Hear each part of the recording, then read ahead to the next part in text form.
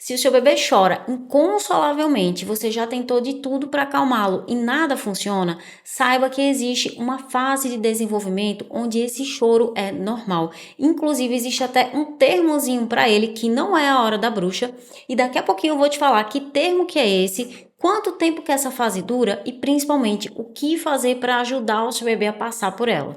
Vamos pro vídeo.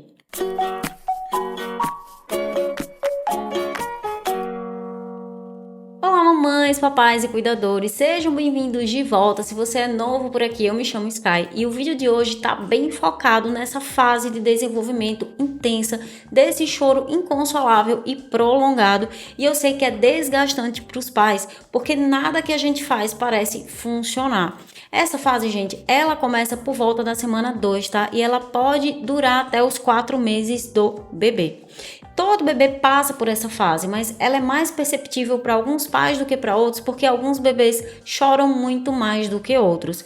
Perceba que é uma parte normal e saudável do desenvolvimento do bebê, mas é importante sim a gente entender tudo o que acontece durante essa fase e também o que você pode fazer para ajudar o seu bebê, como você pode ficar mais preparado para lidar com isso. O choro intenso e inconsolável do bebê, ele é tão comum e acontece ao redor do mundo todo que foi criada essa siglazinha chamada Purple Crying.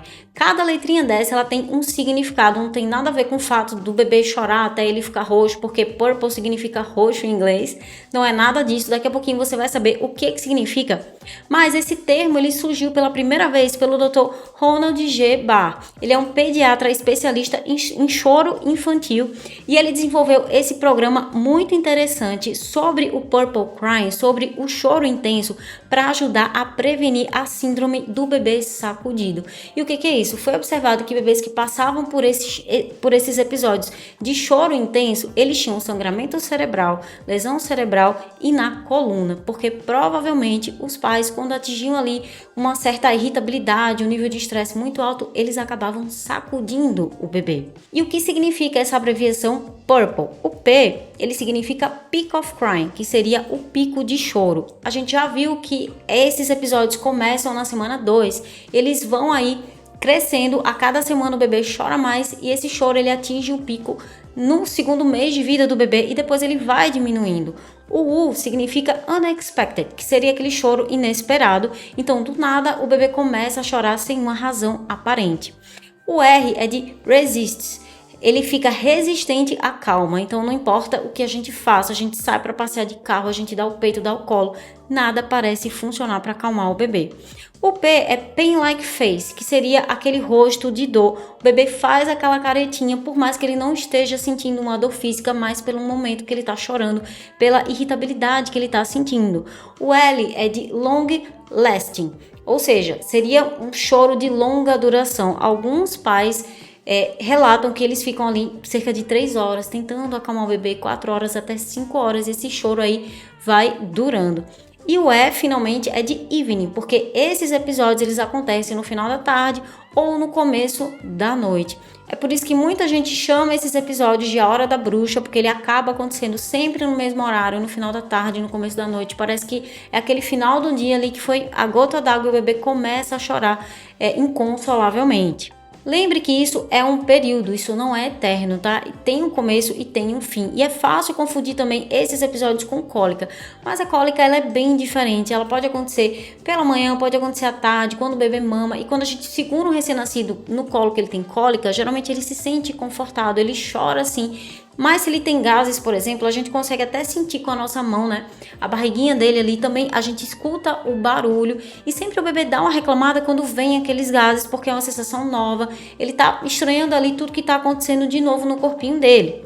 Que é diferente desse choro intenso que segue o mesmo padrão que acontece no mesmo horário, que dura horas e ele não consegue ser confortável. Então, se está acontecendo isso, né, agora é provável que ele esteja nesse período de choro intenso e que não seja tanto uma cólica que vem ali no mesmo horário. Isso é até estranho.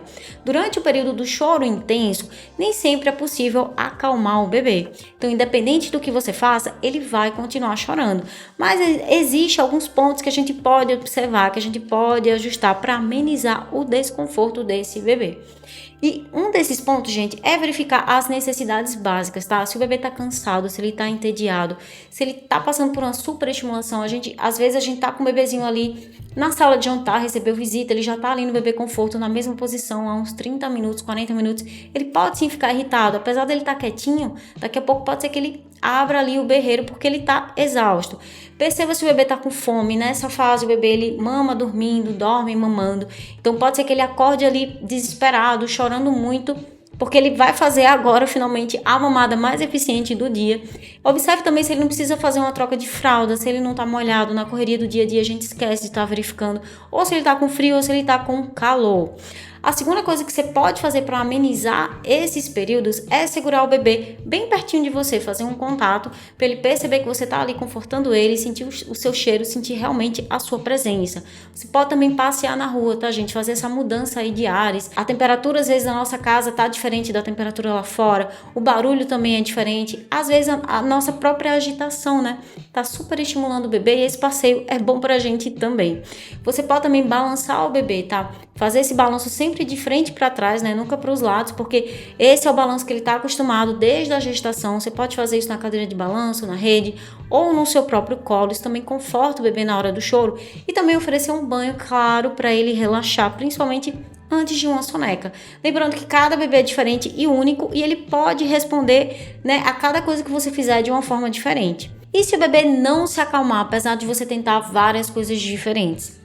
Bom, é muito estressante a gente ficar o dia inteiro com um bebê que chora ou durante algumas horas com o bebê irritado, mas é importante que você tenha percepção se você está bem ou não para lidar com o bebê naquela situação específica.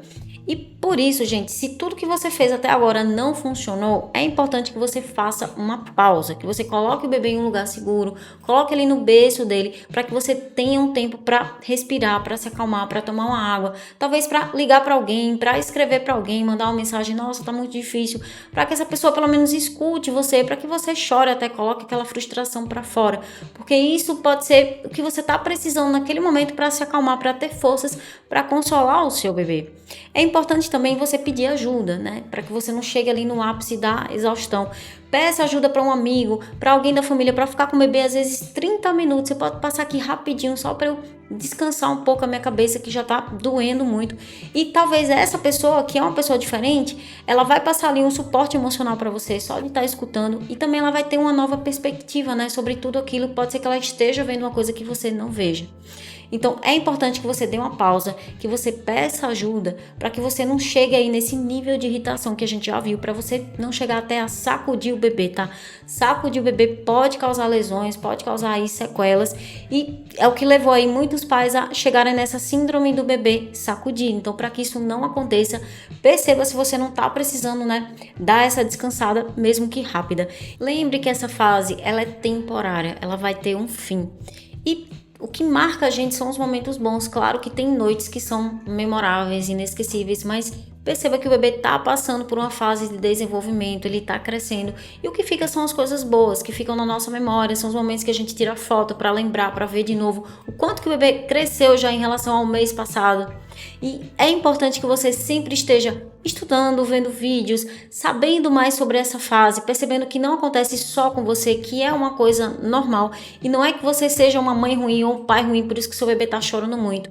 É só o que ele tem que passar agora e você vai estar ali para confortá-lo sempre que ele precisar. Esse choro persistente, ele é normal da semana 2 até os 4 meses, mas se você observou que esse choro acontece também em outras situações específicas, é importante que você cheque sim com um pediatra, principalmente se o seu bebê chora muito e ele tem febre maior do que 38 graus, ou se ele chora também quando ele é pego numa posição específica, pode ser que esteja acontecendo algum outro problema, tá? Ou se ele chora muito, depois ele se recusa a comer durante horas, e também se ele chora muito depois que ele se alimenta, se ele vomita, se realmente é um desconforto atípico. Eu fiz esse vídeo com muito carinho, espero que ele tenha te ajudado de alguma forma. Deixa o seu like se você gostou e também compartilha ele com mais alguém que você lembrou que tá passando por uma fase intensa, que pode ser aí de purple crying ou de choro intenso e inconsolável. Eu vejo você no próximo vídeo. Um abraço!